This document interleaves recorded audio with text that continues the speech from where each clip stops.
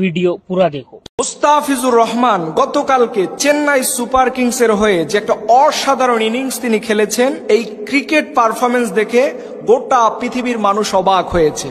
কিন্তু এই মুস্তাফিজুর রহমান গোটা পৃথিবীর মানুষের সামনে এই ক্রিকেট খেলার মধ্য দিয়ে তিনি আল্লাহ তাআলার একটা বিধানকে তুলে ধরেছেন। সে বলছেন যে আমার জার্সির মধ্যে কোনো মদের ব্র্যান্ডিং করা যাবে না, কারণ মদের ব্র্যান্ডিং করা, মদের বিজ্ঞাপন দেয়া, মদের প্রচার করা এটা আল্লাহ তাআলা হারাম ঘোষণা করেছেন। তিনি চেন্নাই সুপার কিংসের এসএনজি অ্যালকোহল গ্রুপের সেই ব্র্যান্ডকে জানিয়ে দিয়েছেন যে সবার জার্সির মধ্যে তোমাদের এই বিজ্ঞাপন দিতে পারলেও আমার গায়ে জার্সির মধ্যে এটা দেওয়া যাবে না। আমি চিন্তা করলাম যে একজন মানুষ কতটা নীতি নৈতিকতা, কতটা আল্লাহর প্রতি ভয় থাকলে পরে এরকম হাজার হাজার কোটি কোটি টাকার যে আইপিএল লিগ হয়, আইপিএল প্রিমিয়ার লিগের যে কোটি কোটি টাকার ব্র্যান্ডিং হয়, অথচ এখানে মানুষের স্বপ্ন থাকে জীবনে যদি একবার ক্রিকেট খেলতে পারতাম ওদের প্রিমিয়ার লিগগুলোতে। অথচ মুস্তাফিজ সেখানে খেলতে তো গিয়েছেন, কিন্তু শর্ত দিয়েছেন যে আমার জার্সির মধ্যে এই এসএনজি গ্রুপের কোনো ভারতীয় অ্যালকোহল ব্র্যান্ডিং যেন না করা। আপনি